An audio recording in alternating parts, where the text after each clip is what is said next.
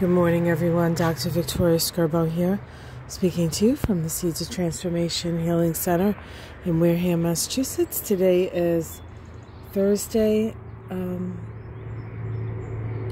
May 13th, or Friday, May 14th, if you're in Australia and New Zealand. And the moon today is in Gemini. So, we have two aspects today, or one aspect and one thing happening today that's worth talking about. The first aspect I want to talk about is the sextile between the Sun and Neptune. The Sun always brings illumination, and Neptune brings a sort of magical, very imaginative energy to the day. And this sextile is mentally stimulating, stimulates our curiosity, and stimulates our need to communicate. And the communication that occurs can be a communication with spirit, or you may want to communicate some of your dreams to people, kind of making them real. The energy of communication, or the energy of speaking things into being, is very powerful today with that sextile to Neptune. Neptune is the energy of cosmic consciousness and also mass consciousness. So messages that go out with the energy of Neptune generally are pretty powerful. And then add to that the fact that Jupiter, the planet of expansion, moves into Pisces today. It has been in Aquarius since the end of last year. It hasn't been in Aquarius very long, actually. It sort of zooms through Aquarius rather quickly, is dipping its toe into Pisces, and we'll spend the next 2.5 months in Pisces. It only goes to about 2.5 degrees of Pisces, so it doesn't go very far into Pisces before it stations retrograde and turns around and comes back into Aquarius, where it will be until December 30th. 2021. Then it moves into Pisces again, and it's there until, I believe, May of 2022. Now, Jupiter is a principle of expansion, and it was actually the classical ruler of Pisces. So before they discovered Neptune in, I think it was 1868 or 1848, the 1800s. I know that.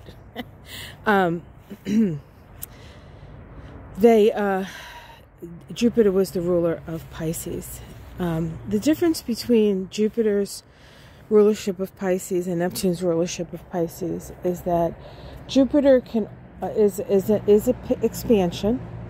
And Neptune is an energy of expansion, but Jupiter can only expand within the confines of Saturn, whereas Neptune can expand into infinity, sort of that infinity and beyond thing that Buzz Lightyear talks about. That is actually very much a Neptunian sort of thing to say. But with Jupiter in Pisces, there is an expansion of spirituality. There's an expansion of imagination. There's an expansion of an ability to communicate with spirit. And